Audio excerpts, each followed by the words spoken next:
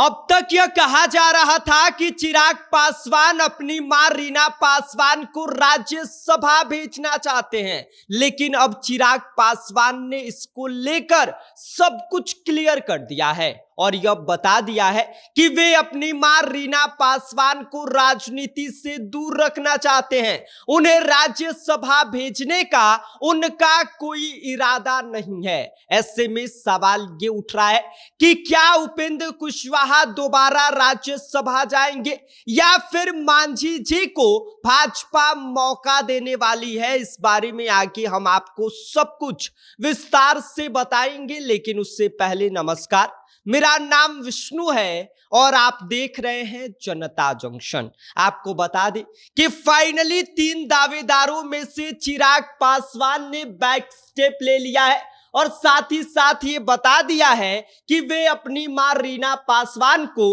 राज्यसभा नहीं भेजना चाहते हैं। और इसके साथ ही चिराग पासवान ने यह भी कहा है कि वे अपनी मां रीना पासवान को सक्रिय राजनीति से दूर रखना चाहते हैं, क्योंकि रीना पासवान किसी भी तरह से राजनीति में आने के लिए अभी तैयार नहीं है। साथ ही साथ चिराग पासवान ने यह भी कहा कि उनकी मां रीना पासवान उनके साथ राजनीतिक मंच पर दिखती हैं या इससे पहले रामविलास पासवान जी के साथ राजनीतिक मंच पर दिखी थी। इसका मतलब ये नहीं है कि वे सक्रिय राजनीति में आना चाहती हैं। साथ ही साथ आपको बता दें कि चिराग पासवान ने इस बात को साफ तौर पर डिनाई कर दिया है कि वे अपनी मां को राज्यसभा भेजने वाले हैं। जिसके बाद आपको बता दें कि अब उपेंद्र कुशवाहा का रास्ता क्लियर होता हुआ दिखाई दे रहा है,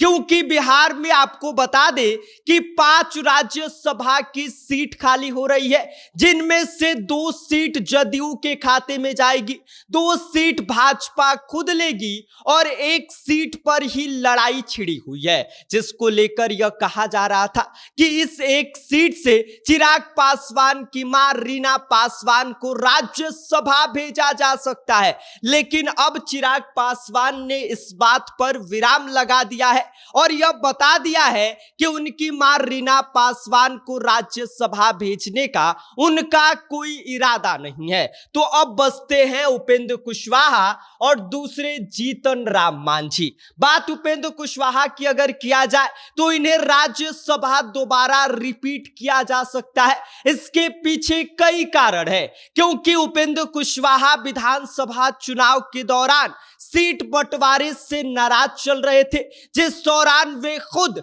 दिल्ली भाजपा नेता को मनाने तक गए थे, जिस दौरान उन्होंने यह डील किया था कि उन्हें एक एमएलसी की सीट राज्यसभा दोबारा भेजा जाए तो ये 5 सीट पर इस बार के चुनाव में मान जाएंगे। और ऐसा ही हुआ कि उपेंद्र कुशवाहा चुनाव के दौरान मान गए। उनके बेटे दीपक प्रकाश को मंत्री बनाया गया और अब चर्चा यह भी है कि यह राज्यसभा रिपीट जा सकते हैं। इसके साथ ही आपको बता दें कि अब बारी आती है जीतन राम मांझी की। जीतन राम मांझी को लेकर चर्चा तब शुरू हो गई जब इन्होंने मीडिया के सामने आकर यह कह दिया कि हमें भी राज्यसभा की 1 सीट चाहिए और अपनी जिद पर अड़ गए और तमाम तरह की बातें कहने लगे। जीतन राम मांझी ने यहां तक कह दिया था कि अगर मुझे राज्यसभा की सीट नहीं मिलती है तो हम एनडीए से अलग होने पर विचार कर सकते हैं। साथ ही साथ इन्होंने विधानसभा के चुनाव में भी सीट बंटवारे को लेकर अपनी नाराजगी दिखाई थी और कहा था कि इन्हें कम से कम 20 सीट बंटवारे के दौरान दिया जाना चाहिए था, क्योंकि जीतन राम मांझी चाहते हैं कि उनकी पार्टी विधानसभा के अंदर रजिस्टर्ड हो जाए, जिसके लिए 8 विधानसभा सीट या फिर लगभग 5 से 7% वोट होना चाहिए, जिसके लिए इनकी जो पार्टी है यह विधानसभा में रजिस्टर्ड हो जाएगी। लेकिन अब सवाल सिर्फ दो ही बचा है कि या तो उपेंद्र कुशवाहा विधानसभा राज्यसभा जाएंगे या तो जीतन राम मांझी। लेकिन भाजपा अब किसको भेजेगी, किसको कॉम्प्रोमाइज करना पड़ेगा, यह तो वक्त बताएगा।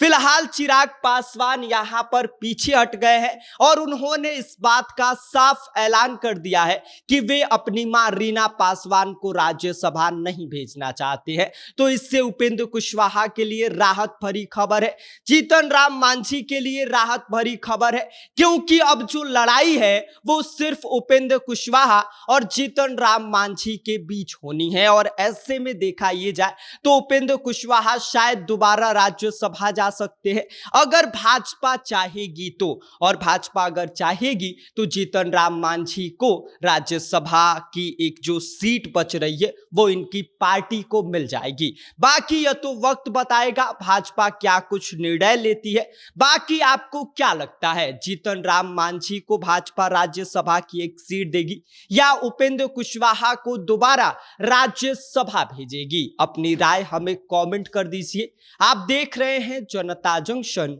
मेरा नाम विष्णु है।